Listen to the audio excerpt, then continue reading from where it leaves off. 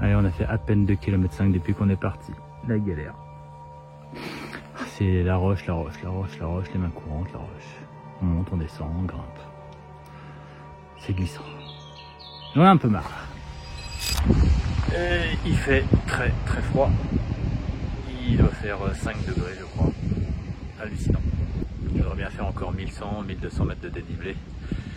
Et puis comme ça demain ça sera un peu plus tranquille en termes de dénivelé et on arrivera sur Tannes. Je suis pressé d'y arriver parce qu'ils ont prévu 22 degrés demain soir quand j'arriverai. Donc j'y crois pas un seul instant. Mais bon allez, je pense que ça va être une journée un petit peu compliquée. J'espère pas aussi compliquée qu'hier. Ils ont prévu pas peu de pluie, mais le froid et le vent, ça y est, ça pince déjà. Je suis gelé, donc je vous laisse. Allez, c'est parti pour une nouvelle belle journée. J'espère.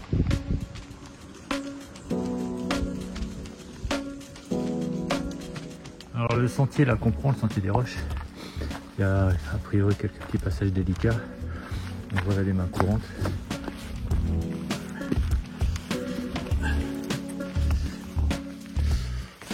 Ça va se faire sans trop de problème, on va voir ça. Les barres sont quand même humides, les rochers sont un peu humides, donc il faut faire un peu attention, mais jusque là, rien de bien méchant.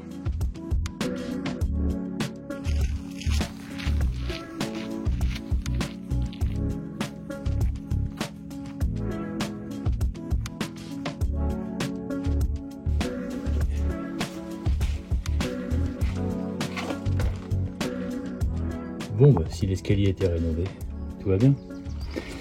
Yes, ça va descendre là. Le sentier des roches porte bien son nom. Le souci, c'est pas trop les roches, c'est que ça glisse. Avec toute la pluie qui est tombée hier et cette nuit, faut faire un peu gaffe où on met ses pieds, quoi. Je pense qu'on en a fini avec les mains, bah, vous voyez, avec les mains courantes et les escaliers.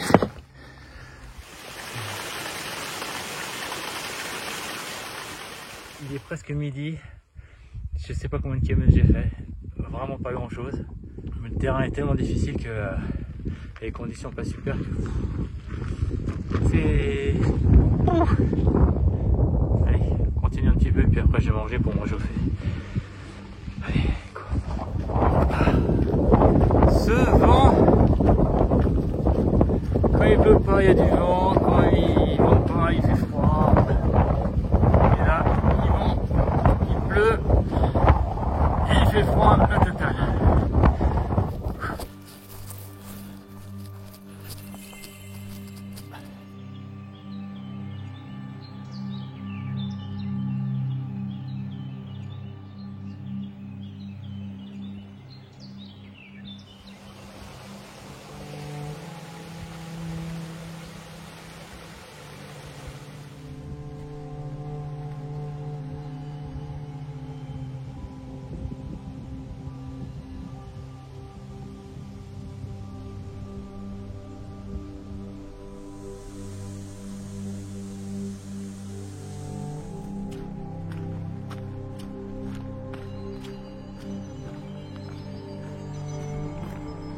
C'est pénible, pénible, pénible. Voilà, progression là.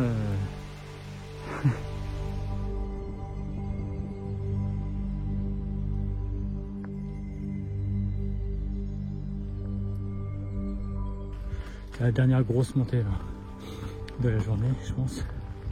Et après on navigue entre 1002 et 1003 assez régulièrement.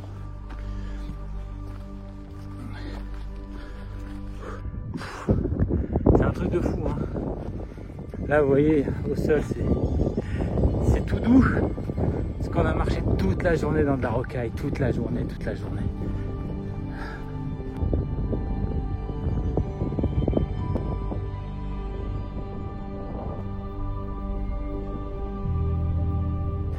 Et regardez là-bas, c'est le refuge.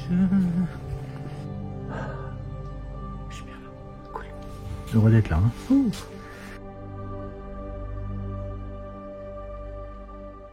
Aujourd'hui, direction Tannes. 30 km, on va passer par le Grand Ballon, le sommet le plus haut des Vosges, 1400 et quelques mètres. Il fait extrêmement beau, il fait bon, c'est chouette, la journée va être à mon avis très agréable, et en tout cas bien meilleure certainement en termes de conditions météo que les 2 derniers jours.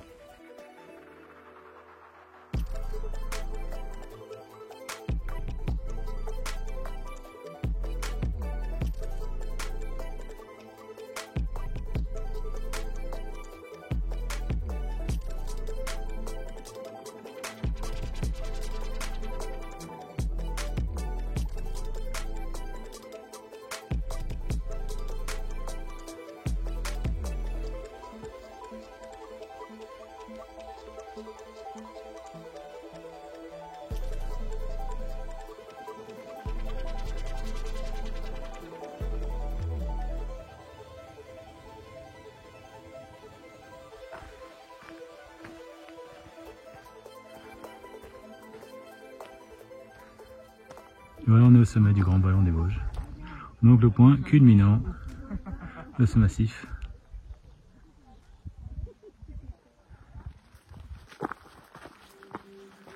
Oh, j'adore cette partie.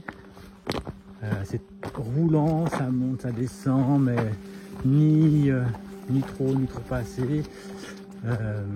C'est franchement très agréable à marcher.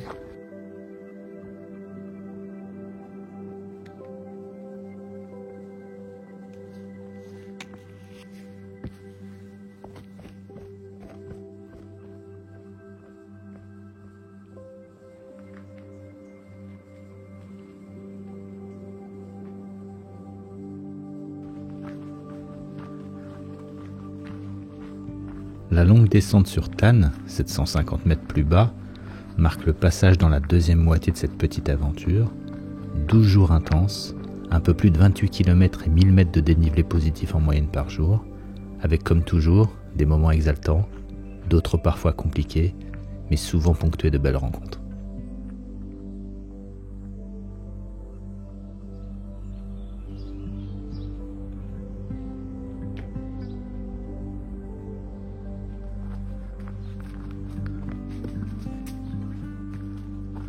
Étrange sensation ce matin du 13e jour, on approche de la fin des Vosges, j'avance bien, je me sens depuis quelques jours en pleine capacité de mes moyens physiques, j'ai déjà vécu plein de bonnes choses différentes, et pourtant j'ai l'impression que je ne suis pas encore totalement libéré, je ne sais pas comment trop l'exprimer, je me sens pas porté par le chemin, pas léger, un peu comme si c'était un devoir de marcher.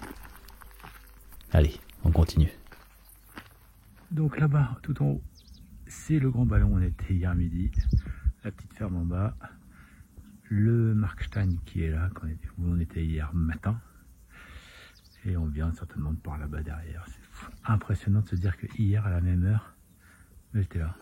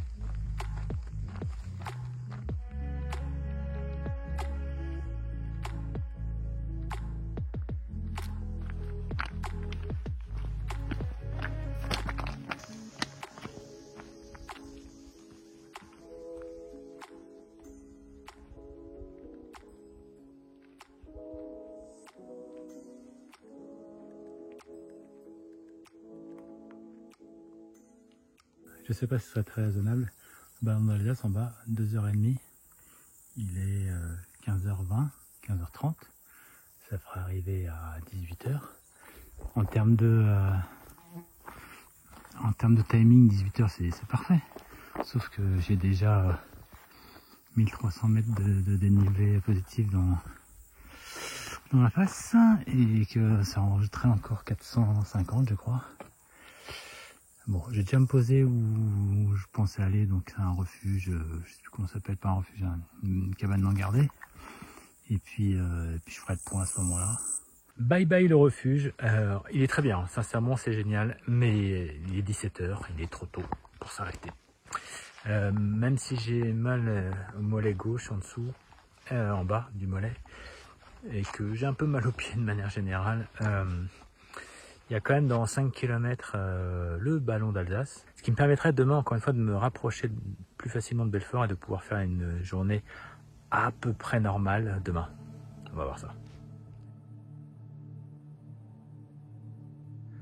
Regardez cette vue impressionnante. On continue à 360 sur un câble de skiard, mais c'est juste incroyablement beau.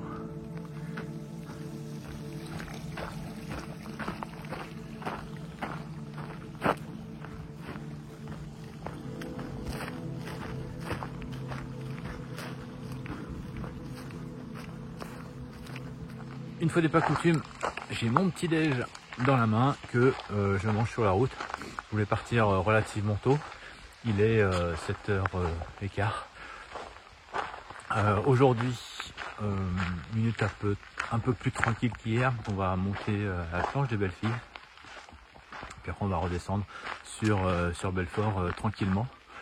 Ça va être une journée, je ne vais pas dire de transition, mais presque. Et puis les 2 jours qui arrivent vont être des journées aussi de transition, puisque ce sera la sortie des Vosges aujourd'hui et l'entrée dans le Jura dans demain ou après-demain, je ne sais pas exactement. On verra bien.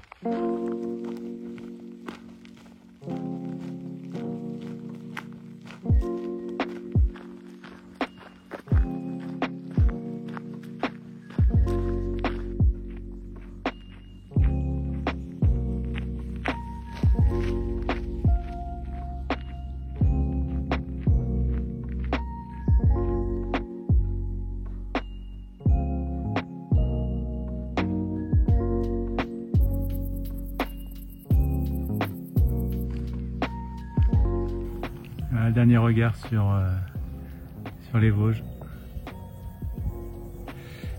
C'était pas mal, c'était pas mal. Ce que j'ai préféré quand même, c'est la dernière partie, les Vosges du Sud, les Hautes-Vosges, je sais pas comment ils appellent ça. Paysage plus sympa, plus technique, des dénivelés un petit peu plus importants. C'était plus sympa à randonner. Plus on a avancé de toute façon, c'était de plus en plus sympa.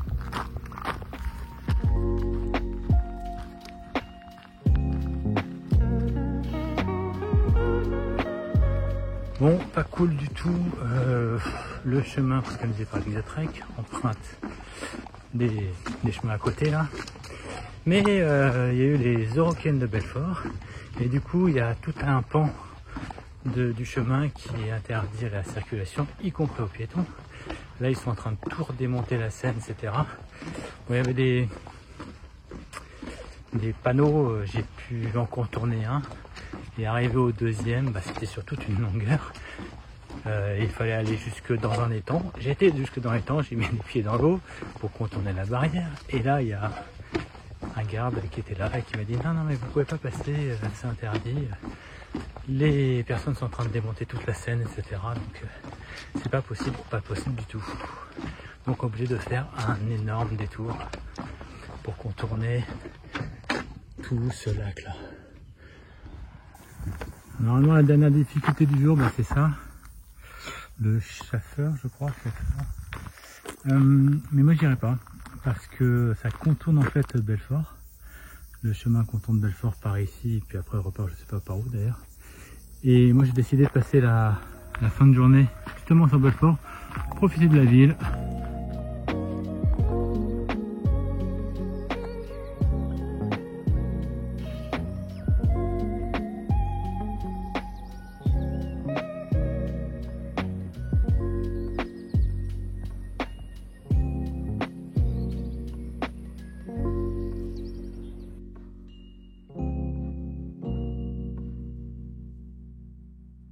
15e jour sur l'Exatrek, déjà 15 jours, donc on attaque la 3e semaine. Je quitte Belfort qui est derrière moi. Aujourd'hui en direction de Saint-Hippolyte. Alors Saint-Hippolyte c'est loin, hein. Saint-Hippolyte c'est dans 48 km je crois. Mais le but est d'arriver avant demain midi parce que je me suis envoyé un petit colis avec des lyophilisés. Si je veux faire la partie suisse, la nourriture est un peu plus chère, donc autant m'envoyer des petits colis, ce petit colis là en tout cas, avec des lyophilisés qui me permettront donc, de tenir 4-5 jours, 4-5 soirs, donc ça me permettra de réduire un peu la facture. Eh ben, on est parti pour 12 km sur ça.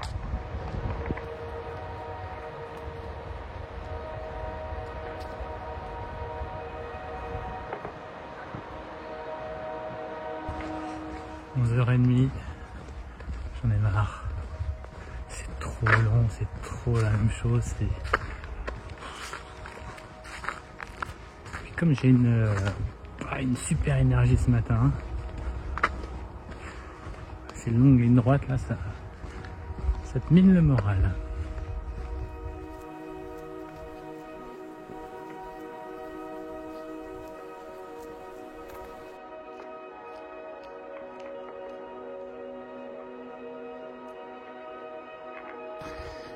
Et au final, je crois que dans la journée, il y aura à peine plus de 500 mètres de dénivelé cumulé positif. Mais ça fera 37 km je crois en distance, qui est quand même pas mal. Et c'est reparti pour des longues lignes droites et interminables, sans ombre. Il est presque 14 h. Pas à la meilleure heure, mais bon, c'est comme ça. Entre hier et aujourd'hui, sincèrement, c'est pas les meilleures étapes qu'on puisse avoir sur cet Exatrek. En même temps, c'est la transition, encore une fois, entre les Vosges et le Jura. Donc bon, on va pas faire coller les massifs, hein. Il y a bien une période où ça va être plat et un peu ennuyant.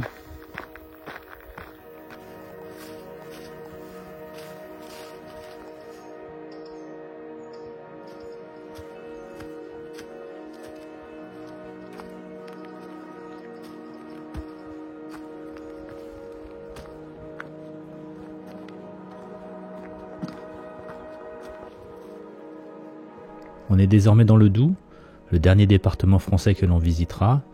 J'ai hâte de retrouver une partie des sentiers sur lesquels j'avais déjà marché il y a 3 ou 4 ans, lors de la traversée du Jura sur la GTJ.